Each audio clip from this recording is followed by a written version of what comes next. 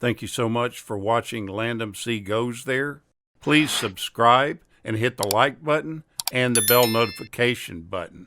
Blue Steel is a 1990 American action thriller film that was directed by Kathryn Bigelow. It stars Jamie Lee Curtis, Ron Silver, and Clancy Brown. If you look closely at the structure of the film, lurking underneath the details, you'll find a sophisticated update of the movie Halloween, the movie that first made Jamie Lee Curtis a star. She plays the competent, strong woman who finally has to defend herself because nobody else can. Her life is endangered by a man who seems unstoppable and unkillable. No matter what happens to him, he picks himself up, pulls himself together, and continues his pursuit of her. That formula provides the bedrock for this film. But what makes it much more interesting than yet another sequel to Halloween is the way the filmmakers have come up with the formula that adds intriguing characters and a few angry ideas. The plot is a little bit of Fatal Attraction, a little Jagged Edge, and a little bit of Wall Street. And it seems to work because combining these elements that shouldn't work together somehow do. But the movie is not simply a series of violent encounters. Not at first, anyway. There's a somewhat realized subplot involving Curtis's parents, Louise Fletcher and Philip Bosco, and some really vague psychological hints about why her father hates the idea of his daughter becoming a cop. The storyline goes that on her first day as an NYPD officer, Megan Turner, played by Jamie Lee Curtis, happens to be the only officer present at the scene when she fatally shoots a suspect involved in a supermarket robbery. But due to the absence of a firearm on the suspect and the inability of witnesses to definitively support Megan's account that the suspect was armed, she faces suspension from active duty. Shortly thereafter, she is temporarily reinstated as a homicide detective when a spent shell casing from a later murder is discovered with her name inscribed on it. This murder marks the beginning of a troubling series of events that happen to her. Collaborating with fellow detective Nick Mann, Megan initially struggles to identify the killer, who's among her acquaintances. But soon the identity of that killer becomes crystal clear. It's commodities trader Eugene Hunt, whom she met shortly after her suspension and has since begun dating. He suggests that he was present during that supermarket incident and that he escaped with the suspect's weapon.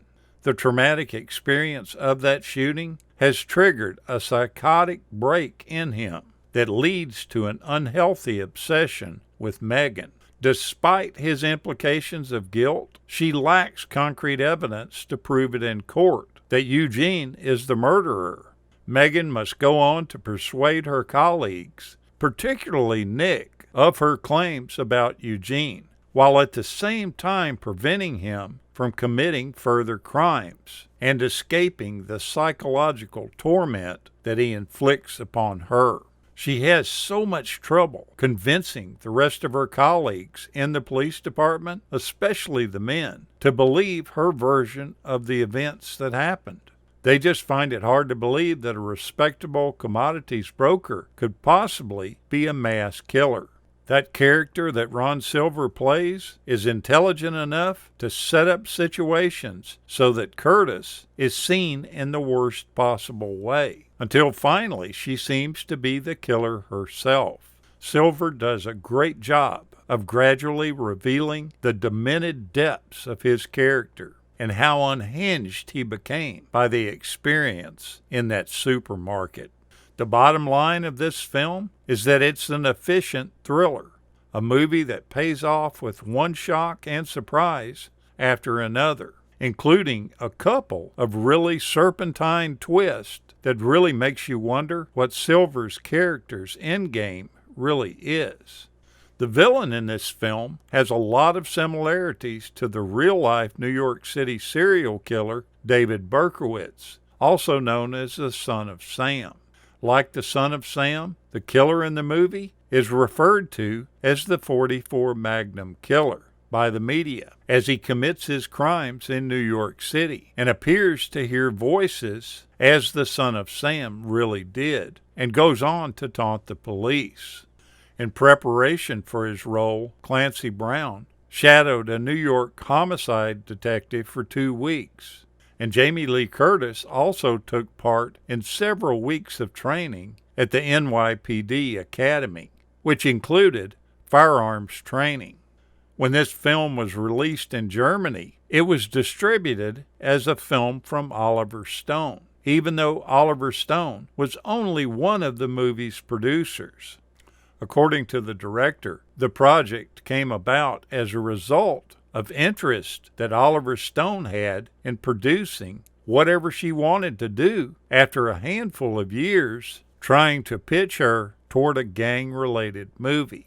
Initially, it started out as a project for Walter Hill to be produced at Universal.